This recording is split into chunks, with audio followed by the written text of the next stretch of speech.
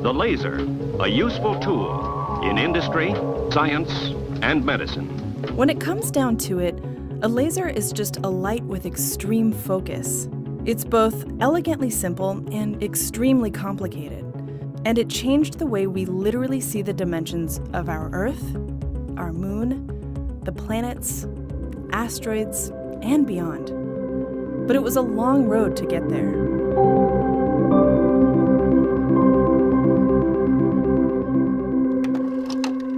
Back in the 1980s at NASA, using lasers to measure physical features from space was too experimental, too risky. Fortunately, it was also a time of change and risk-taking at Goddard Space Flight Center.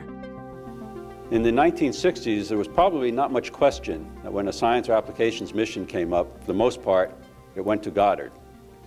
And we've got to do a better job of selling ourselves and being sure that we're responsive to what headquarters is looking for in terms of the competition between ourselves and other NASA centers. I came here as hired by the center director, Noel Hinners, in '85, and he said, so what do you want to do? I said, I want to map the topography of Mars, at this scale, not the scale of buildings.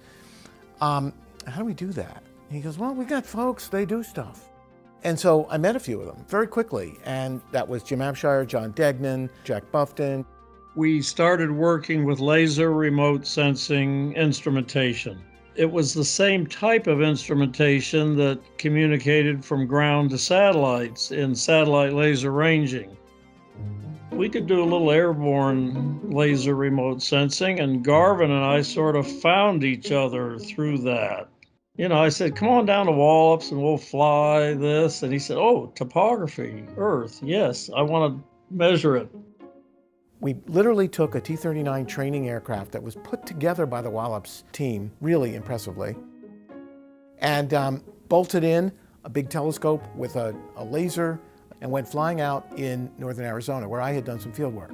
So out there we have Meteor Crater, we have volcanoes, and we have the Grand Canyon, and the Painted Desert.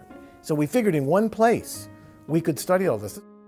And it was on the strength of that Jim Garvin became interested, and it put him in a position to, when Dave Smith found that his radar altimeter was canceled because it was $30 million instead of 10.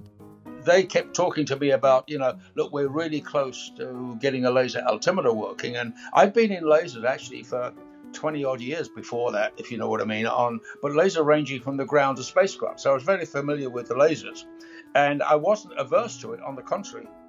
But NASA offered me the situation that said, look, we've got a certain amount of money for you. We're willing to spend $10 million on this instrument.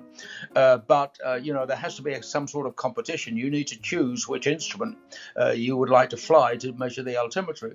And there were 4 candidates. 3 of them are radar, and 1 the laser that we call MOLA. There was no one in their right mind that would bid a laser altimeter. Seriously. And I was all gung-ho. I was a young guy, no gray hair. There was a lot of reticence. There was so little trust that this could be done. NASA has made a monumental achievement in both radar and visible near-infrared imaging of the surfaces of Earth and other planets. But those are flat field views. And the missing dimension, the hidden dimension, which drives where energy goes, where the water flows, stability of landscapes, is the 3rd dimension. We take for granted the map. Sometimes you need the map to do what's beyond the map. Making those maps with that crucial 3rd dimension is what laser altimetry, or LIDAR, is best at. And over the decades, Goddard's gotten pretty good at explaining just how laser altimetry works. This is a laser altimeter, and what it does is it sends a short pulse of light from a moving platform that's observing a surface, an airplane, a satellite. Gets a reflection straight back off the surface. We record that reflection and the time very precisely. Of the pulse from the spacecraft down to the surface and back again. Which allows us to measure the range to the surface. When that's done repeatedly in orbit, you can build up a map. The fast rate of light pulses and the small footprint allow LIDAR to measure with a much finer scale than traditional radars. They had a big review, and the leading radar guy that had flown radars to Venus, Gordon Pettengill, at the end said, well, I don't know about you folks, the laser's better. In time, Goddard would become a leader in Lidar, in mapping our Earth and planets with unprecedented precision. But for now, they had to actually build the first one.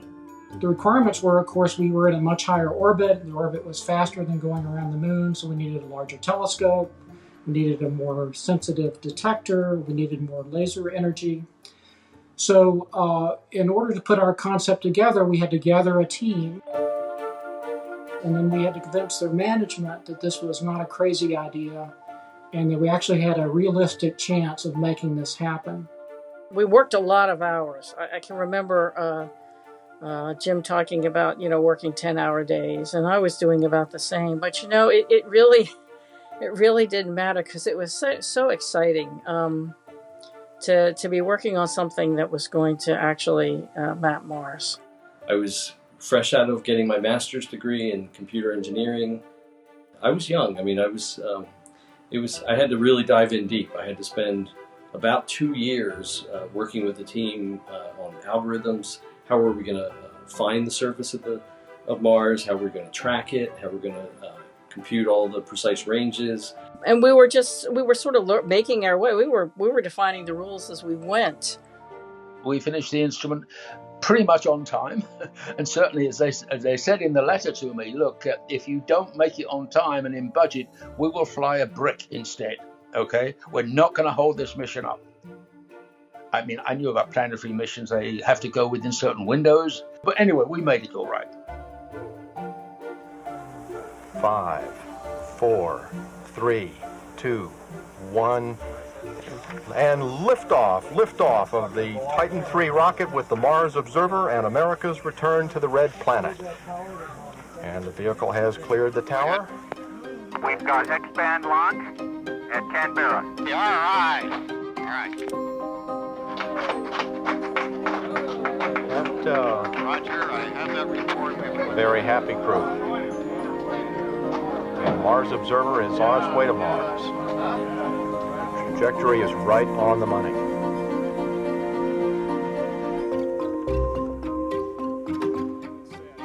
We've assumed that the spacecraft properly executed its orbit insertion sequence, and we presume the spacecraft is in orbit about Mars, but we have no positive confirmation of that because, as for the last 3 days, we have no communication with the spacecraft. To say you simply don't know what happened. It could be in orbit. It could have flown past the planet. What are the scientists doing to relieve the tension in there?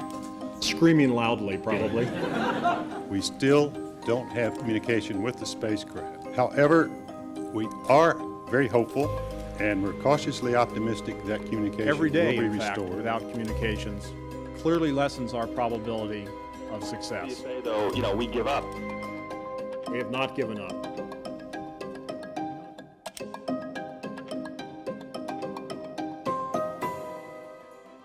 But I was not concerned about the spacecraft. It never crossed my mind that the spacecraft would let us down. So this was a blow in the sense of, wow, something I completely didn't expect.